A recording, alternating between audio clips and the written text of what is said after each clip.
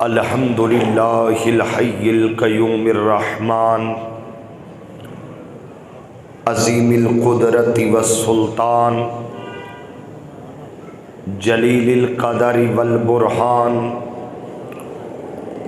हाशिरिल जिन्नि वल इंसान खालिकिल कौनि वल मकान वस्सलातु वस्सलामु अला सय्यिदिल अंबिया वल मुरसलीन काइदिल गुर्रिल मुहज्जलीन जद्दिल हसन वल हुसैन मौलाना व मौलस सकलैन अबिल कासिमी मुहम्मद इब्न अब्दिल्लाह व अला आलिहि व सहबिहि व बारिक वसल्लिम। क़ाल अल्लाहु तबारक व तआला फ़ी किताबिम मुबीन बिस्मिल्लाहिर रहमानिर रहीम। या बनी इस्राईल अस्कुरू निअमती अल्लती अनअमतु अलैकुम व अन्नी फ़ज़्ज़लतुकुम अलल आलमीन। सदक़ल्लाहु मौलानल अज़ीम व सदक़ रसूलुहुन नबियुल करीमुल अमीन। ली खम्सतुन उत्फ़ी बिहा हर्रल वबाइल हातिमा अल मुस्तफ़ा वल मुर्तज़ा व बनाहुमा वल फ़ातिमा। या साहिबल जमाल व या सय्यदल बशर मिन वजहिकल मुनीर लक़द नुव्विरल कमर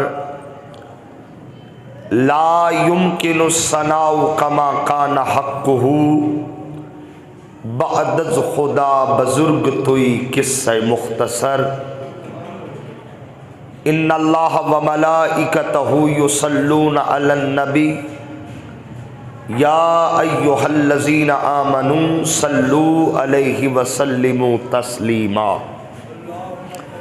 बाबाज़े बुलंद अस्सलातु वस्सलामु अलैका या रसूल अल्लाह व अला आलिका व अस्सहाबिका या हबीब अल्लाह। अस्सलातु वस्सलामु अलैका या नबी अल्लाह व अला आलिका व अस्सहाबिका या रहमतल लिल आलमीन। तमाम तारीफ़ें अल्लाह रब्बुल इज़्ज़त के लिए जो हमारा खालिक भी है, राज़िक भी है और हम सब का मालिक भी है।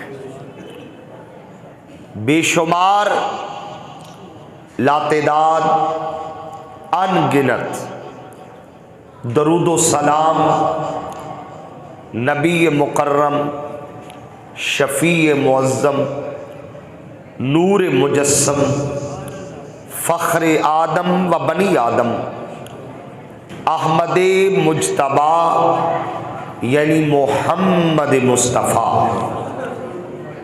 सल्लल्लाहु अलैहि व आलिहि वसल्लम की बारगाहे बेकस पनाह में जो यहाँ भी हमारा आसरा है, कब्र में भी आसरा है और मेरे आका हम गुलामों का हशर में भी आसरा है।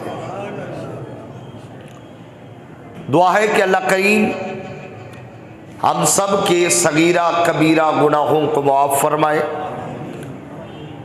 आइंदा नेकी की तौफीक अता फरमाए और अल्लाह करीम हम सब का खातिमा ईमान पर फरमाए। हाज़रीन मोहतरम, गुज़श्ता जुमातुल मुबारक हमने जिक्र किया हज़रत मूसा कलीमुल्लाह अलैहिस्सलाम का। जो बात हमारी चल रही थी वो यहाँ तक पहुँची थी कि आपने जब फिरौन को तौहीद की दावत दी, उसने दलील मांगी, आपने मोजज़ात दिखाए, यदे बैज़ा दिखाया, फिर उसने जादूगरों से मुकाबला करवाया। अल्लाह ने उस मुकाबले में भी हज़रत मूसा को फतह अता फरमाई। जादूगर आपका मोजज़ा देखकर कलिमा पढ़ गए, मगर फिरौन फिर सरकशी पे अड़ा रहा। मुनाजरे भी हुए, मुबाहसे भी हुए, मुज़ाकरे भी हुए। बिल आखिर जब उसकी सरकशी हद से बढ़ गई तो अल्लाह ताला ने हज़रत मूसा अलैहिस्सलाम को हुक्म फरमाया कि अब आप मिस्र को छोड़ दे, अब हिजरत कर जाइए। और अकेले नहीं जाना, बल्कि पूरी कौमे बनी इसराइल को लेकर आप मिस्र से निकले और फलस्तीन जाए। आप पूरी कौम को लेके निकले। फिरौन को खबर हुई कि एक अरसे से जिस कौम को हमने गुलाम बनाया हुआ था उनमें बगावत हो गई और वो निकल गए। उसने एक लश्कर जर्रार तैयार किया, आपका पीछा किया, कौम का पीछा किया, समंदर तक पहुंचे। अब आगे समंदर, पीछे फिरौन। हजरत मूसा अलैहिस्सलाम ने अपना असा समंदर पे मारा, समंदर से 12 रास्ते निकले। कितने? 12। आप बनी इसराइल को लेके चल पड़े। इतने में फिरौन सर पे पहुंच गया। जब उसने समंदर में बने हुए रास्ते देखे, वो भी उन रास्तों पे चल पड़ा। मगर जब वस्त में पहुंचा, अल्लाह ने समंदर को हुक्म दिया कि अब अपनी जगह पे वापस चला जा। वो रास्ते खत्म हो गए और पूरी फौज फिरौन समेत समंदर में गर्क हो गए। ये पिछले जुमा यहां तक हमने ये तफसील कुरान और हदीस की रोशनी में हमने सुनी थी। आज यहां से आगे बात, और आज मैं इंशाअल्लाह जो कुरान ने ये कहानी बयान की है, कोशिश करेंगे आज ये मुकम्मल हो जाए ताकि अगले जुमातुल मुबारक पे नया मौजू आए। अब बनी इसराइल अपनी आंखों से देख रहे थे कि फिरौन गर्क हो गया। जब हजरत मूसा अलैहिस्सलाम ने देखा गर्क हो गया, अपने कौम को मुबारक दी कि मुबारक हो, अल्लाह ने हमेशा हमेशा के लिए तुम्हें गुलामी से निजात दी, फिरौन को गर्क किया और अब तुम्हें हमेशा के लिए आजाद कर दिया।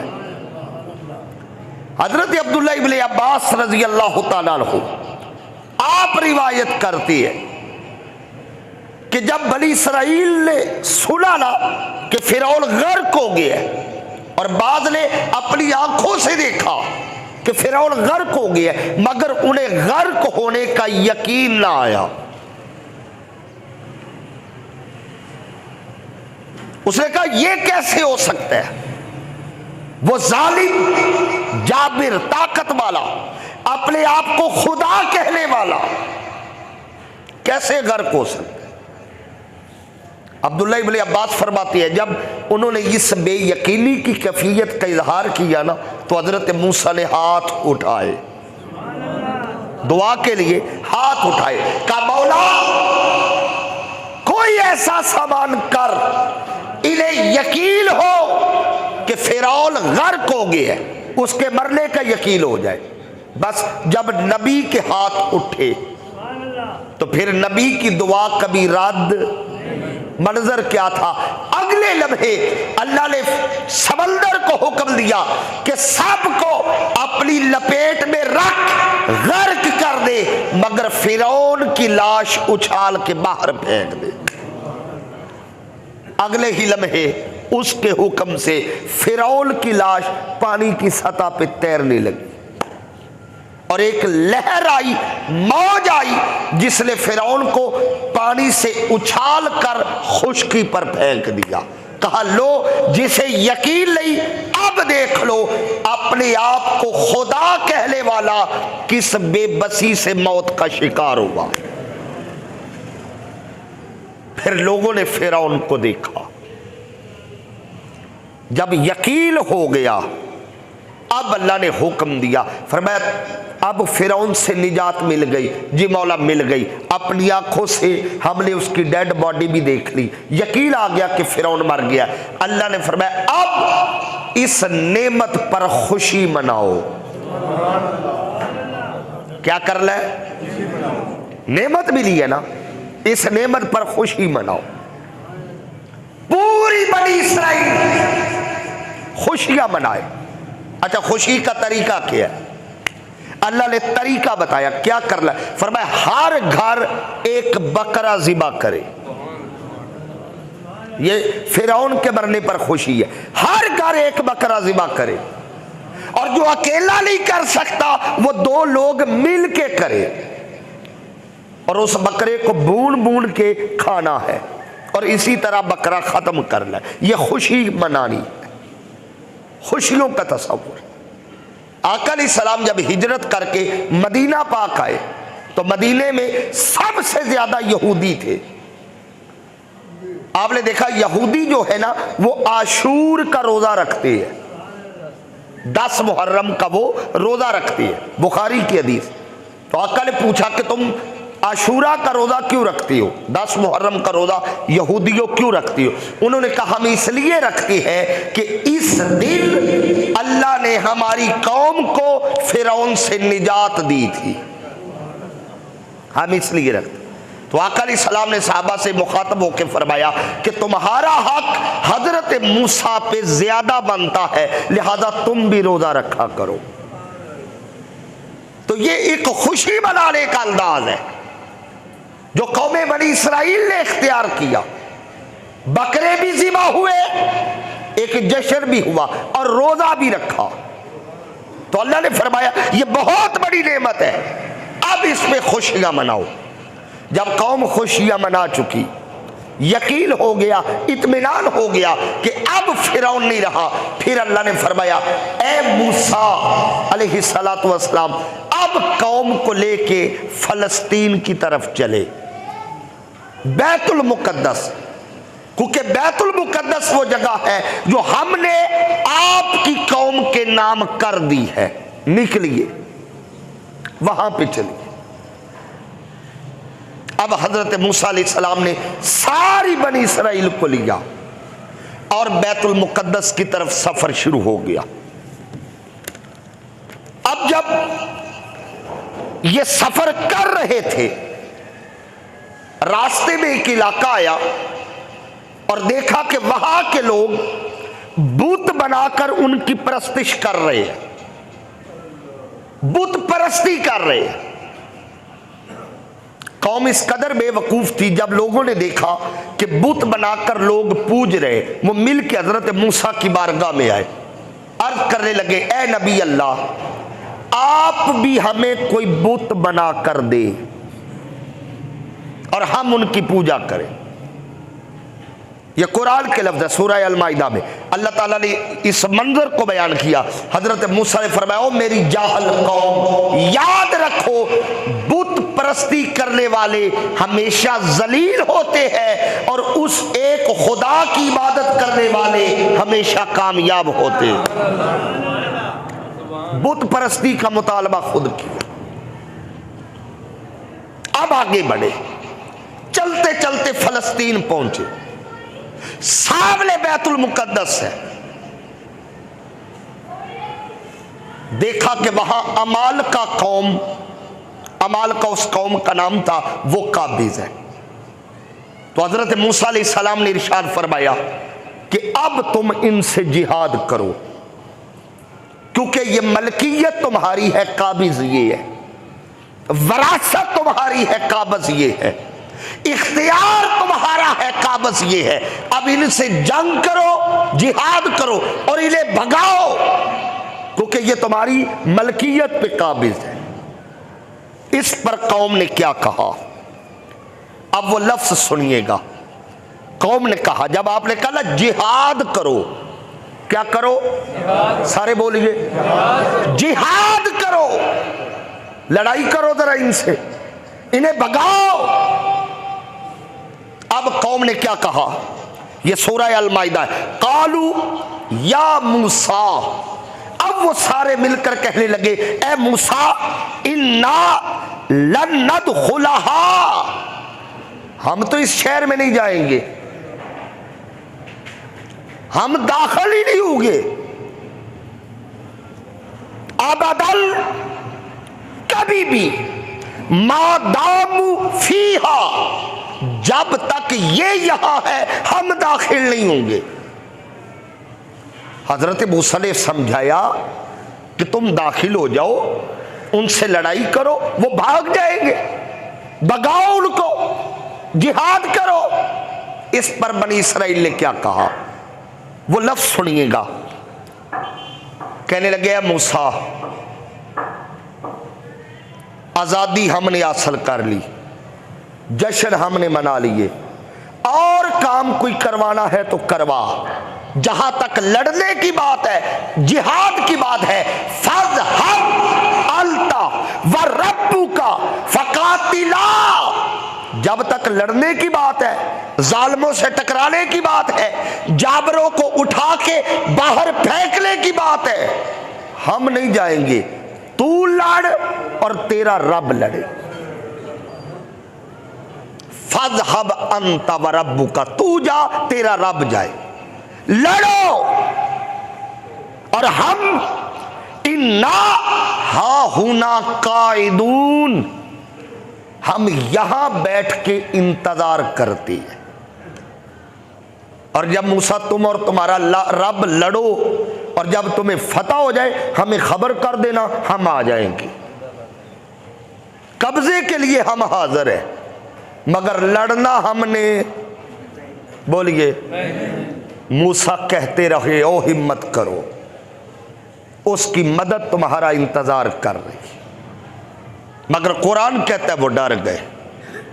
हजरत मूसा ने बहुत ज्यादा जोर लगाया, उठो, हिम्मत नाम ले ले के तू सरदार है, तू उठ, तू बहादुर है, तू उठ, मगर हाथ में हाथ रख के बैठे। फज़हब अंता व रब्बुका, आप जाए और आपका रब जाए, हा हुना काइदून, हम यहां बैठे हैं।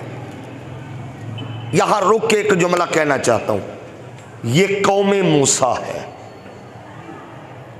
जब मूसा ने कहा जिहाद के लिए निकलो, कहने लगे तू जा, तेरा रब जाए, हम तो यहां बैठे हैं, इधर हुजूर के सहाबा हैं, आए हाय, सरकार के सहाबा।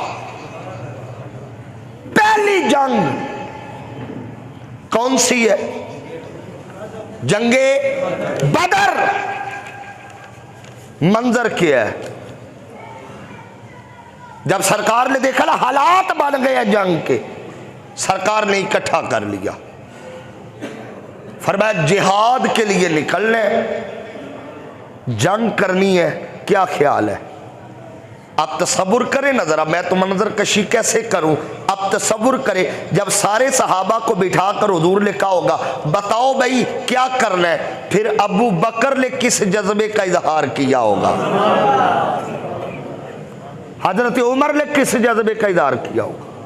सरकार सुनते रहे, सरकार सुनते रहे, सरकार सुनते रहे। सरकार ने फिर फरमाया हाँ भाई, और कोई। एक अंसारी सहाबी उठा, क्योंकि अभी तक जिन्होंने जज्बात का इजहार किया था वो अबू बकर थे, वो उमर थे, वो मौला अली थे, ये सारे वो थे जो मक्के से हिजरत करके आए थे। सरकार चाहते थे कोई मदीने का अंसार खड़ा हो। फिर एक सहाबी खड़े हुए, नाम था उनका साद बिन मुआज। वो खड़े हुए हाथ बांध करके कहते हैं, सोनिया आप काफरों से लड़ने की बात करती है, आप हुक्म करे हम अपने घोड़े समंदरों में डाल देते हैं। आए हाय, हुक्म तो करे, हम घोड़े समंदरों में डाल देते हैं। सरकार के चेहरे पर मुस्कुराहट आई, मुतमईन हो गए हुजूर। इतने में जब देखा ना हुजूर का चेहरा खिलखिला रहा है, दूसरा अंसारी साहबी वो खड़ा हुआ, नाम था हजरत मिकदाद, वो खड़े हुए और उन्होंने तो बड़े कमाल की बात की। अर्ज की, या रसूल अल्लाह सल्लल्लाहु अलैहि वसल्लम, आप हमें जिहाद का हुक्म देते। आका, हम कौमे मूसा की तरह नहीं है। हाय हाय, क्या कहा था कौमे मूसा ने? फज़हब अंता व रब्बुका, आप जाए आपका रब जाए। वो खड़े हुए, अर्ज की, या रसूल अल्लाह, हम कौमे मूसा की तरह नहीं जो कहे मूसा तू जा तेरा रब जाए। आका हुक्म करे, आपका हुक्म होगा, हमारी गर्दनें आपके नाम पे कुर्बान हो जाए, हमारे बच्चे यतीम हो जाएंगे, बीवियां बेवा हो जाएगी। आका हुक्म करे, जहां आपका पसीना गिरेगा वहां हमारा खून गिरेगा। ये हुजूर के साहब है। वो कौमे मूसा थी, का मूसा तू लड़ और तेरा लब लड़। हा हुना काइदुन, हम यहां बैठे हुए। अल्लाह फरमाता है, जब उन्होंने ये बात की ना, हा हुना काइदून, हम यहां बैठे हैं, फिर हमसे अपने रसूल मूसा की नाफरमानी बर्दाश्त ना हुई। अल्लाह अपने नबी की तौहीन बर्दाश्त। फिर क्या हुआ? अल्लाह फरमाता है, हमने फिर सदा ये दी, वो 40 साल तक सहराओं में खाना बदोशों की तरह भटकते रहे। फिर उन्हें कोई मंजर, कोई मंजिल मिली। खाना बदोश, आपको पता खाना बदोश का कोई एक मुकाम, दोष कहते हैं कंधे को, खाना कहते हैं घर को। जो अपने घर को कंधों पे उठा के चलता फिरता हो उसे खाना बदोश कहते हैं। वो सामान उठा के कभी इधर कभी उधर, कभी इस ग्राउंड में कभी उस ग्राउंड में, ये खाना बदोश है। फरमाते 40 साल तक बनी इस्राइल खाना बदोशों की तरह चलती रही। ना हमने बैतुल मुकद्दस का रास्ता दिखाया, ना मिस्र का दिखाया। वो सहराओं में भटकते रहे। जब 40 साल पूरे हो गए,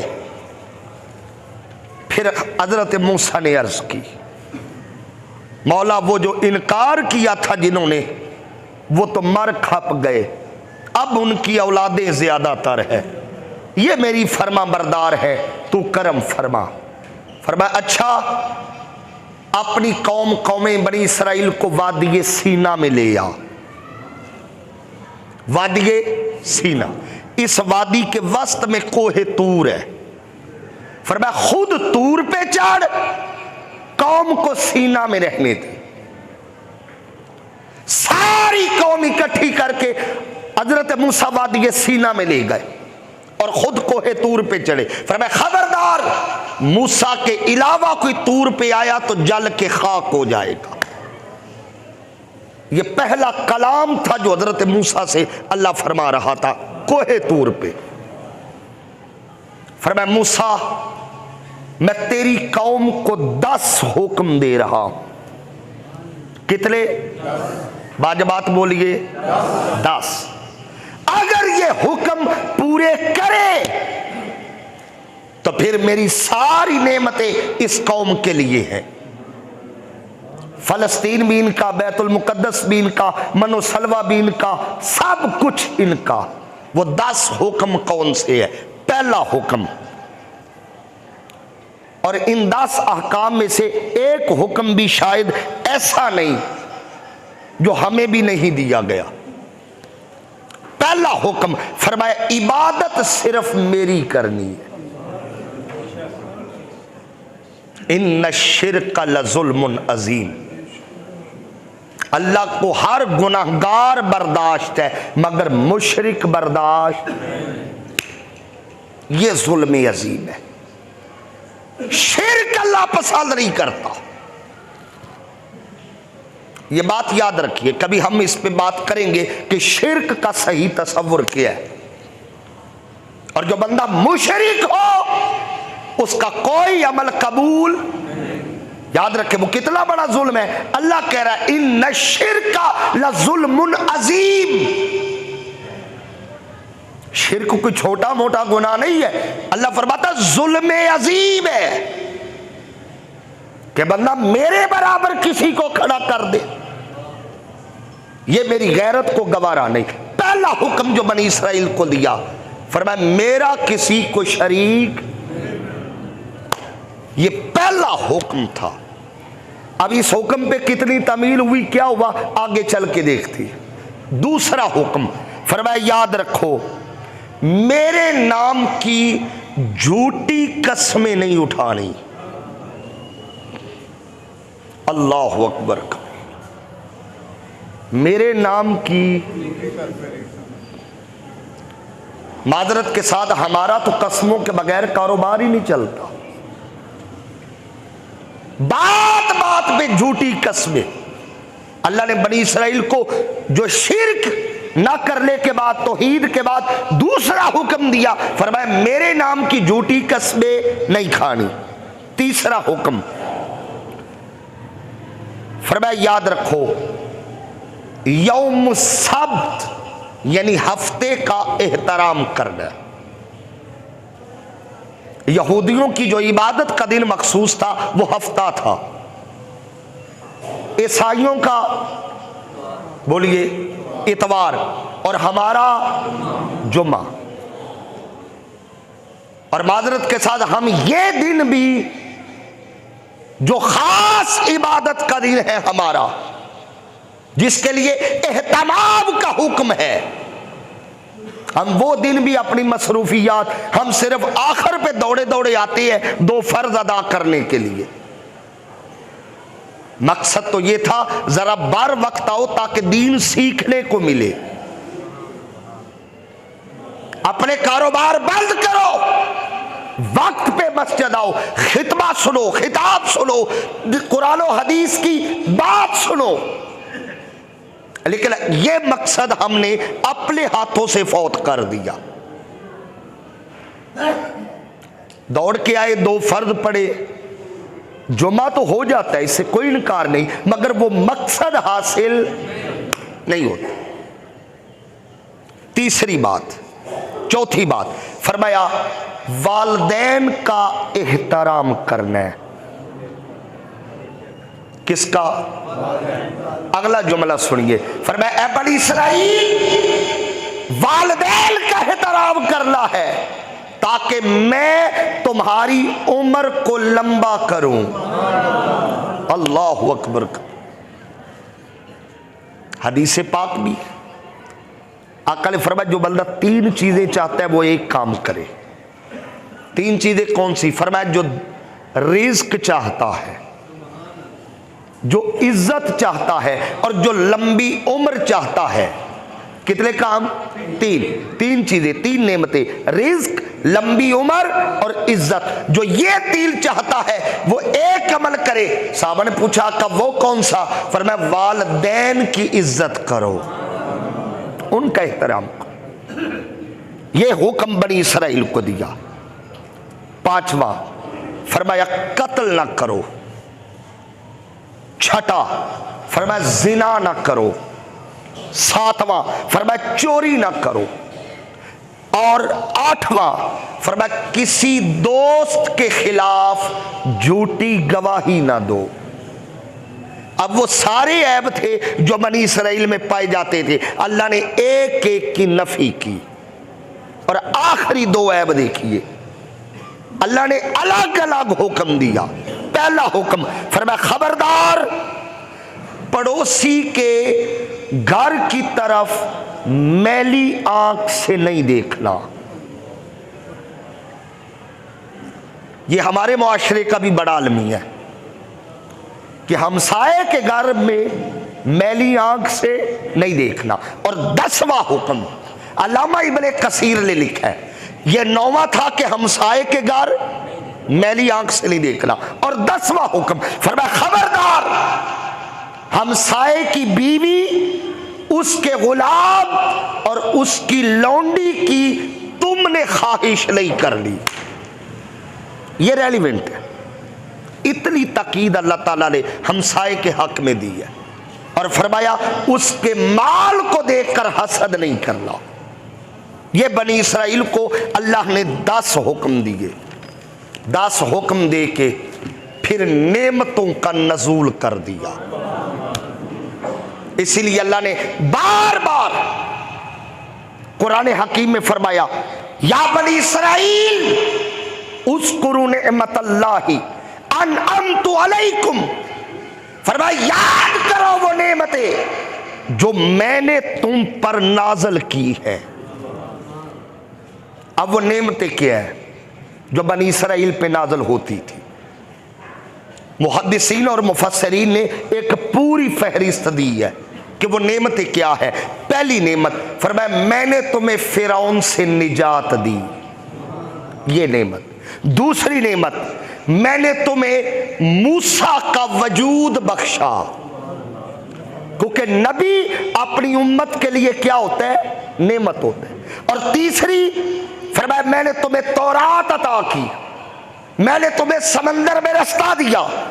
फिर फरमाया तुम घर बैठते थे, मैंने तुम्हारे लिए मनो सलवा उतारा। आए पानी के चश्मे। और बनी इसराइल पे एक नेमत ये थी, जब कौम बाहर निकलती सूरज तपता होता, और जब शिद्दत बढ़ती उन्हें गर्मी लगती, उन पे नेमत ये थी फौरन बादल का टुकड़ा आके उन पे साया कर देता। ये सारी नेमतें अल्लाह ने बनी इसराइल को अता फरमाई, मगर उस कौम ने इन नेमतों का शुक्रिया अदा नहीं किया। बार बार हुक्म अदूली का हफ्ते का दिन क्या अदब कर ले, मछलियां नहीं पकड़नी, उन्होंने उसी दिन कुंडियां डाली। जिस काम से रोका वही किया। बल्कि एक मौका आया, मैंने बात की ना पहला पॉइंट, अल्लाह ने फरमाया इन्न शिर्क लज़ुल्मुन अज़ीम। ऐ बनी इसराइल याद रखो शिर्क, बोलिए, अल्लाह ने हजरत मूसा की तरफ वही की, ऐ मूसा कोहे तूर पे आ। कहां पे आ? बोलिए जरा। मौला पहले मैं जाता था, आज तू बुला रहा है। मौला हुक्म, फरमाया तूर पे आ। मौला कोई बात करनी है? फरमाया नहीं, 40 दिन के लिए आ।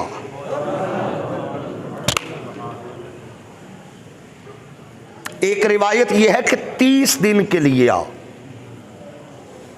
वहां रोजे रख, एतकाफ कर। मौला उम्मत, फरमाया उम्मत छोड़ दे, एतकाफ कर, कोहे तूर पे आ। आप जाते हुए निगरान जो उम्मत का बना गए, हजरत हारून को बना गए, खुद कोहे तूर पे। एक रिवायत है जब 30 दिन रोजे रखे ना, एतकाफ किया, आपको पता है एतकाफ में रोजा जरूरी होता है, रोजे के बगैर एतकाफ नहीं होता। जब आपने 30 दिन रोजे रखे तो आपके मुंह से जो खाली पेट और रोजे की वजह से एक खास स्मेल आती है ना, मुंह से वो महसूस की। आपने एक दरख्त की शाख तोड़ के मिसवाक की कि अल्लाह से मैंने बात करनी होती, मेरे मुंह से खुशबू आनी चाहिए। जब मिसवाक की ना, इब्ने कसीर लिखती है, अल्लाह ने फरमाया मूसा ये आपने क्या किया? अर्ज की मौला वो मुंह से मैं चाह रहा था अच्छी खुशबू आए, क्योंकि लिबास बशर था, एक अच्छी खुशबू आए, तुझसे मैंने बात करनी है। अब यहां जो जुमला हजरत मूसा से अल्लाह ने कहा था, फरमाया ए मूसा याद रख, जो रोजादार के मुंह की बू होती है वो मुझे मुश्क और अंबर से भी ज्यादा अजीज लगती है। मुझे तो वो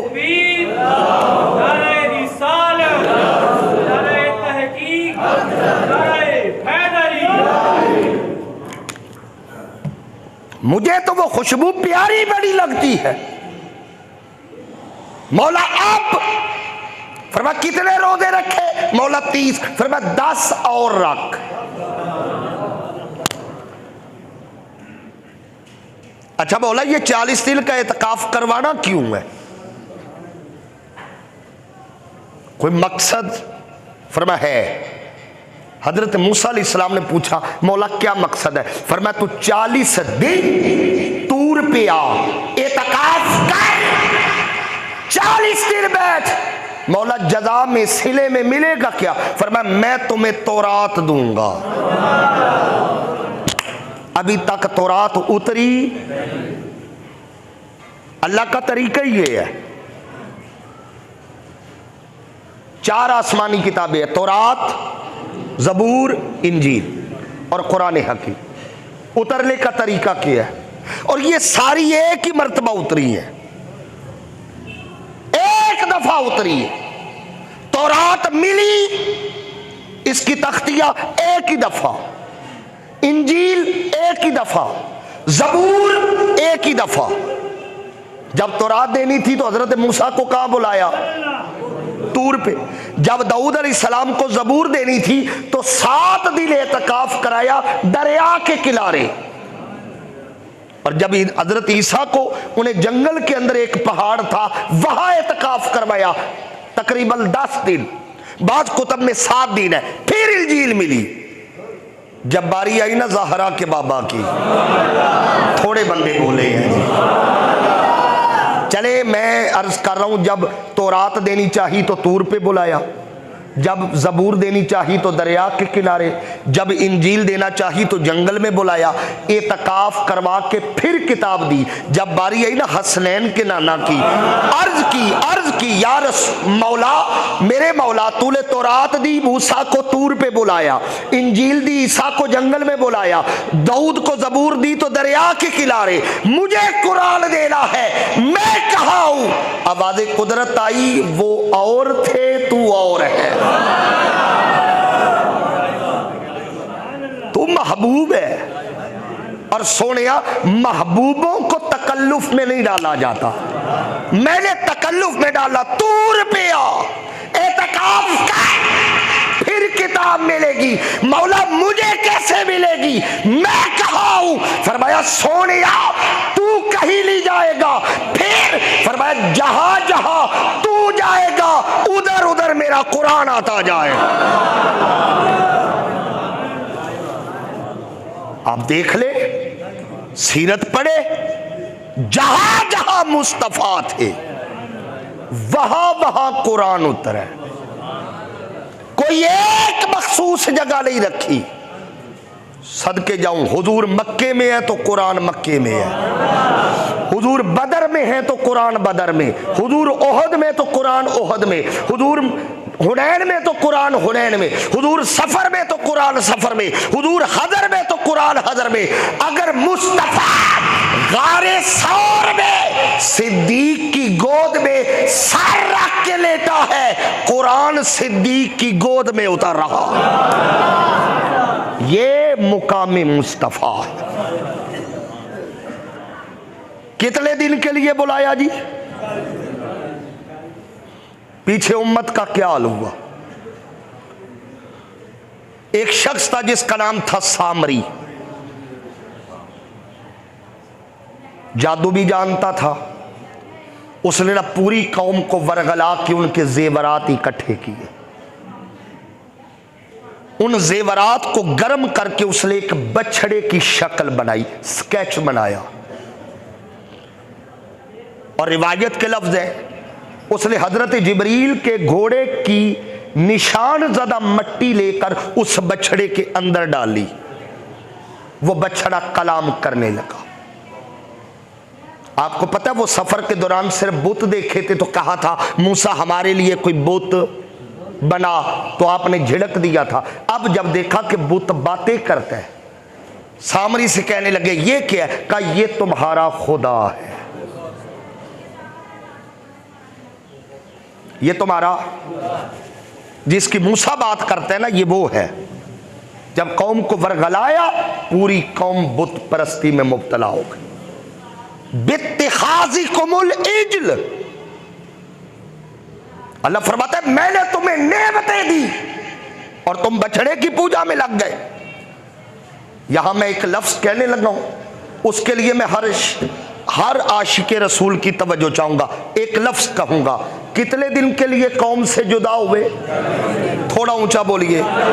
40 दिन। अकीदे की बात है। कितने दिन के लिए जुदा हुए?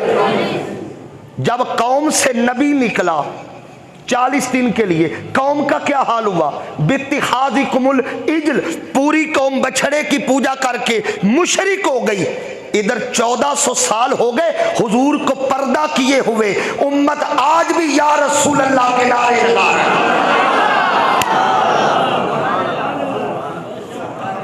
वजह, मैं सिर्फ वजह अर्ज करना चाहता हूं, गौर करें।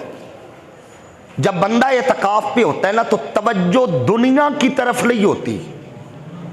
एतकाफ का मतलब यह है कि बाहर से तवज्जो हटाओ, उसकी तरफ लगाओ। हजरत मूसा ने भी यही किया। जब एतकाफ पे बैठे, कौम से तवज्जो हटाई, उसकी तरफ लगाई। जब नबी की तवज्जो हटी, कौम मुशरक हो गई। इधर 1400 साल बाद भी अजाने हैं, तिलावतें हैं, नबी नबी है। क्या मतलब? गुंबदे खजरा से मुस्तफा का दयान बाकी है, हमारे सीनों में ईमान बाकी है।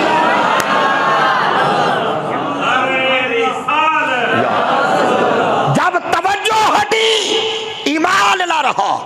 इधर मुस्तफा की तवज्जो आज भी है, हमारे सीनों में ईमान की दौलत आज भी महफूज है। जब मूसा पलटे, देखा मैं तो गया था 40 दिन के लिए और तौरात लेने गया था, कौम ने क्या कर लिया है? बछड़े की पूजा में मुब्तला। हजरत हारून से झगड़ा किया, तुमने समझाया क्यों नहीं? अर्ज की हुजूर मुझसे डरे ही नहीं है।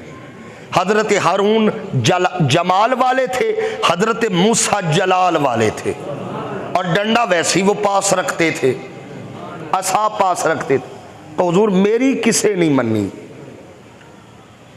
जब एहसास दिलाया, कौम परेशान हो गई। मूसा अब क्या करें? अब तो सीनों में ईमान ही नहीं रहा। कहां उसकी नेमतें, कहां हमारी नाशुक्रियां। और याद रखिए, नेमत की कदर तब होती है जब नेमत छीन जाए। अब वो छीन चुकी थी। मनो सलवा पहले वो खुद रोक चुके।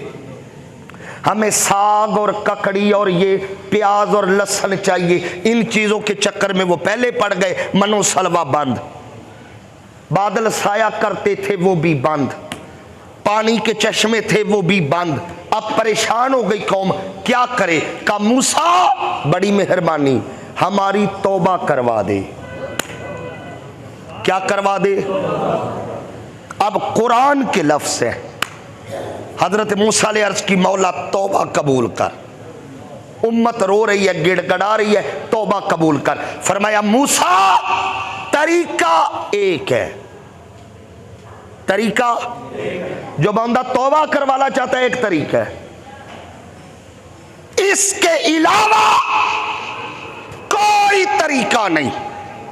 यह सूरह अल बकरा है, आयत नंबर 56 है, 54 से 56 यही मजमून है, पढ़िएगा घर जाके। तरीका एक है। जो बंदा तौबा कबूल करवाना चाहता है, एक तरीका है। मौला वो कौन सा? फरमाया फक्तुलू अनफुसकुम। जो बंदा तौबा करना चाहता है तरीका एक है, अपने आप को कत्ल कर दे, मैं उसकी तौबा कबूल कर लूं। इसका मतलब यह है शिर्क से उसे इतनी नफरत है कि वो मुशरिक का वजूद भी बर्दाश्त। फक्तुलू अनफुसकुम। चलो शाबाश, शुरू हो जाओ, जल्दी करो, कत्ल करो अपने आप को। जनाबे मूसा ने पैगाम पहुंचा दिया। इमाम कुर्तबी से लेकर बैजावी तक जितने मुफस्सिरीन हैं बिल इत्तफाक इसकी तफसीर में एक जुमला लिखा है, जब अल्लाह का हुक्म हुआ ना कत्ल करो, बंदों ने कत्ल करना शुरू कर दिया। तौबा करते करते 70,000 बंदे कत्ल हुए। फक्तुलू अनफुसकुम। ये मूसा की कौम है। अगर तौबा कबूल करवानी है तरीका एक है, फक्तुलू अनफुसकुम, अपने आप को कत्ल करो। इधर उम्मत मुस्तफ़ा है। मैं कहां कहां हुजूर की निस्बत को याद करूं। बंदा जितना भी गुनाहगार हो, खताकार हो, स्याहकार हो, औगनहार हो, मौला हम भी अपने आप को कत्ल करें। फरमाया नहीं, तुम्हें यार की निस्बत का फैज मिलेगा। अगर गुनाहगार हो, खताकार हो, स्याहकार हो, तरीका एक है, मुसल्ला बिछाओ, 2 रकत नमाज नफल पढ़ो, हाथ उठाओ, मक्खी के सर जितना आंसू बहाना तुम्हारा काम है, तुम्हारी खताएं माफ करना रब का काम है। ये उनके लिए था, फक्तुलू अनफुसकुम, अपने आप को कत्ल करो। जब 70,000 बंदे मारे गए तो हजरत मूसा ने हाथ उठाए, अर्ज की मौला। इमाम सयूती ने लिखा, हजरत हारून ने आमीन कही, हजरत मूसा ने दुआ की, मौला अगर बंदे ऐसे कत्ल होना शुरू हो गए मेरी कौम तो मर जाएगी, उम्मत तो रहेगी नहीं, मौला रहम फरमा। फिर अल्लाह रब्बुल इज़्ज़त ने हुक्म दिया, अब कोई कत्ल ना करे, मैं सबको मुआफ़ करता। बहुत सारी बातें हज़रत मूसा के हवाले से, लेकिन वक्त इतना नहीं होता। मैं अगले जुमे तक ये मौजूद लेके नहीं जाना चाहता। एक बात मैं ज़रूर करना चाहूँगा, अगर हज़रत मूसा और खिज़र की मुलाकात की तरफ जाए तो वो एक अलग कहानी है, उसके अंदर जो रमूज़ है वो अलग है, वो हम फिर कभी इस मौजू पे बात करेंगे। एक किरदार हज़रत मूसा के दौर में हुआ है जिसका नाम था कारून। क्या नाम है? नाम आपने सुना हुआ है, क्या नाम है? ये कौन था? मतलब इसका जुर्म क्या था, सजा की थी। और ये काफिर नहीं था, ये हजरत मूसा का चचाजाद भाई था,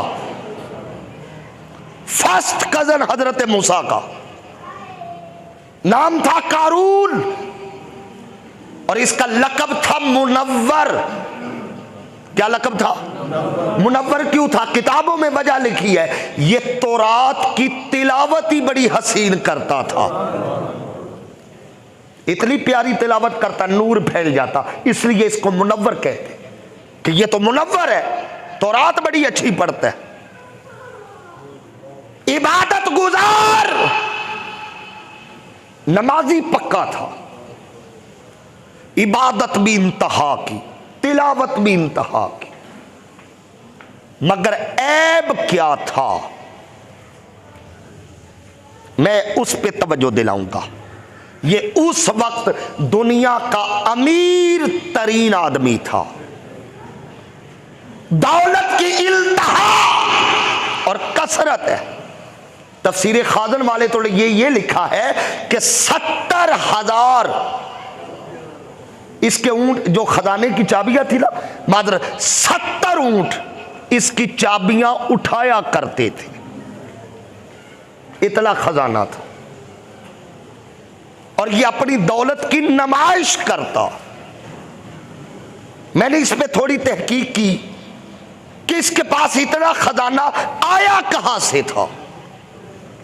ले वो जरिया भी सुन ले, कहां से आया करून के पास इतना खजाना। इसका तरीका यह था, यह खड़ी फसल खरीद लेता। क्या करता? यानी चावल है, गंदम है, चना है, कपास है, जो फसल तैयार होने के करीब है, यह सारी खरीद लेता। वो मिस्र में है, फलस्तीन में है, यमामा में है, जहां है, यह सारी फसल खरीद लेता और फिर उसे कई गुना ज्यादा करके मार्केट में फेंका करता। यानी एक एतबार से पूरी मार्केट स्टॉक कर लेता और फिर लोगों का खून निचोड़कर यह दौलत इकट्ठी करता। बहुत बड़ा ये चीजों को स्टॉक करने वाला बंदा था। बाद में मुंह मांगी कीमत से बेचा करता था। इस तरह इसने दौलत इकट्ठी की। एक दिन, और तरीका यह था, दौलत की नुमाइश बड़ी करता था। एक दिन हजरत मूसा बैठे अपने मसाहिब के दरमियान, कुछ उम्मती बैठे हैं और आप फिक्रे आखरत पे बात कर रहे हैं। किस पर? फिक्रे। ये करीब से गुजरा, जो ठाठ बाट से जब ये गुजरता तो हजरत मूसा के जो कमजोर ईमान वाले बंदे थे ना, उम्मती थे, उन्होंने मूसा की तरफ से तवज्जो हटा दी और इसकी तरफ तवज्जो लग गई। एक दूसरे से कहने लगे, काश इतनी दौलत मेरे पास होती। कोई कहता मेरे पास होती। ये हसरत करने लगे। जब हजरत मूसा ने देखा कि मैं बात फिक्र आखिरत की करता हूं, ये गुजरते हुए सारी तवज्जो ले गया, आपने उसे रोका। कहा, कारून होश कर, ये दौलत की नुमाइश इस तरह अच्छी नहीं है, इसको उसकी राह में खर्च कर। कहने लगा, मूसा याद रख, ये दौलत मेरी है और मेरी मेहनत है, इसमें किसी गरीब का कोई हक नहीं है, ये मेरी मेहनत है। और जहां तक बात खुदा की है, जितना तेरा खुदा से ताल्लुक है, तुझसे ज्यादा ताल्लुक मेरा है। यहां तक उसके जुमले मिलते हैं मुतकब्बिराना। कहने लगा, ए मूसा, चूंकि चचाजाद था, शरीक समझता था, कहता है मूसा याद रख, तुझे नबूवत की वजह से फजीलत मिली है और मुझे मेरी दौलत की वजह से फजीलत मिली। जितना तेरा रब है उतना मेरा है, जितना तेरा ताल्लुक है उतना मेरा है। हजरत मूसा अलैहिस्सलाम ने बड़ा समझाया, वो नहीं समझा।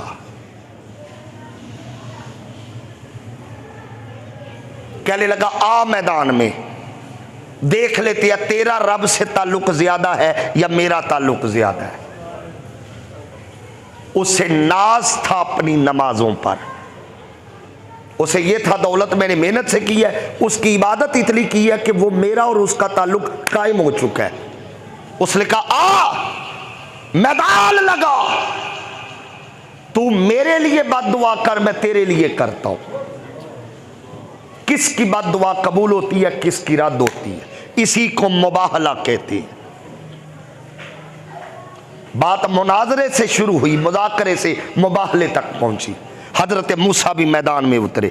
मूसा ने आके अल्लाह से अर्ज की, मौला बस मेरी इतनी आरजू है कि जमीन को मेरे ताबे कर, जमीन को मेरा, जो मैं कहूं जमीन माने। अगले लम्हे अल्लाह ने फरमाया, ए मूसा, हमने सारी जमीन तेरे ताबे कर दी है, कर दी है।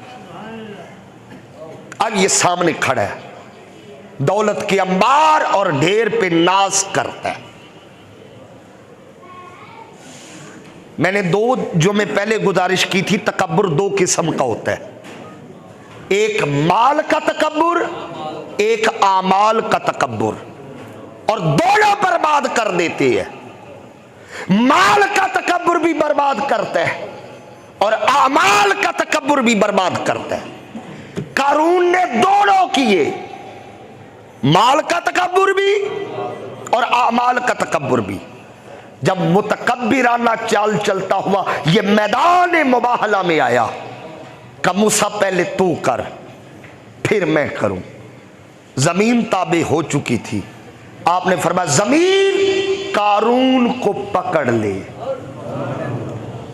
जमीन ने पांव तक पकड़ा, उसे फिर भी होश नहीं आया। आपने फरमाया जमीन और पकड़, ये घुटनों तक दंस गया, फिर भी होश नहीं आया।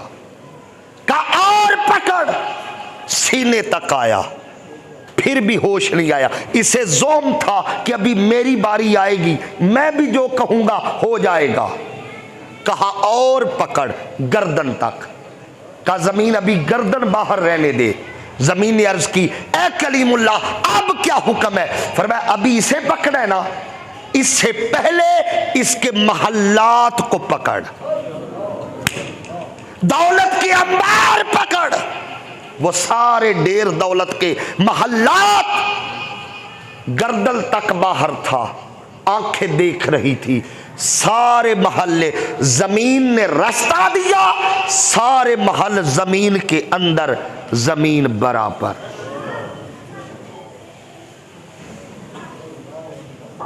पता ही नहीं चला कि यहां कुछ था। बस इतनी सी हैसियत है हमारी। हजरत मूसा कारून को दिखाना चाहते थे जिस दौलत पे तू नाज कर रहा है।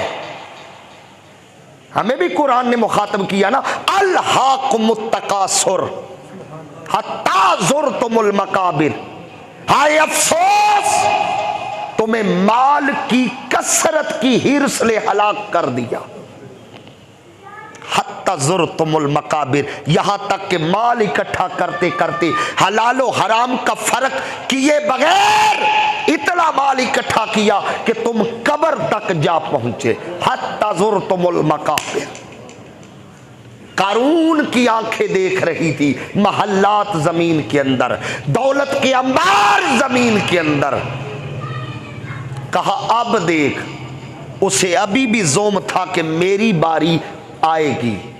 कहने लगा मूसा कर ले जो होता है। आपने फिर कहा ए जमीन अब कारून को अपने अंदर जगह दे दे। सर भी अंदर और जमीन बराबर। मुफस्सरीन ने लिखा यह कारून का जो नीचे दंसले वाला सिलसिला रुका नहीं। जितना आदमी का कद है ना, हर रोज फिर कारून इतना अंदर जा रहा है। बात ने कहा यह जमीन के 7वें तबक तक पहुंच गया और अभी भी जा रहा है। अल्लाह फरमाता है ये किस्से कारून के, फिरौन के, नमरूद के किस लिए बयान करता हूं ए उम्मत मुस्तफा, ताकि तुम इन किस्सों से इबरत हासिल करो। मिटे नामियों के निशान कैसे कैसे, जमीन खा गई आसमां कैसे कैसे। वो जो अपने आप को आसमान समझता था, लम्हों में जमीन खा गई, पता ही नहीं चला। अभी भी आप कदीमी कब्रिस्तानों में जाएं, खुदा की इज्जत की कसम, मैं पिछले दिनों नेट देख रहा था तो वो नवाबजादा लियाकत अली खान जो पाकिस्तान के पहले वज़ीर, मैं उनकी टूटी हुई कब्र देख रहा था और सोच में पड़ गया जब ये वजीर आजम होते थे तो फिर इनका प्रोटोकॉल क्या होगा। हमारा तो MP MNA हाथ लिया था, तो वो तो वजीर आजम थे, क्या प्रोटोकॉल। आज कब्र का ये हाल है, टूटी शिकस्ता कब्र पड़ी है। ये इबरत है लोगों हमारे लिए। और खुदा की इज्जत की कसम, बंदा उसका हो जाए, उसके महबूब का हो जाए, अगर ना हो कारून जैसा दौलतमंद भी इबरत का निशान बन जाता है। और अगर हुजूर का कोई गरीब गुलाम मुस्तफ़ा सल्लल्लाहु अलैहि वसल्लम और मुस्तफ़ा के रब से ताल्लुक मजबूत कर दे, अल्लाह उसकी कब्र को भी क़यामत तक जिंदा रखता है। मोहम्मद के गुलामों का कफन मैला नहीं, ये मुकाम इबरत है हमारे लिए। अल्लाह करीम हमें अमल की तौफीक अता फरमाए। वमा अलैया इल्लल बलाग।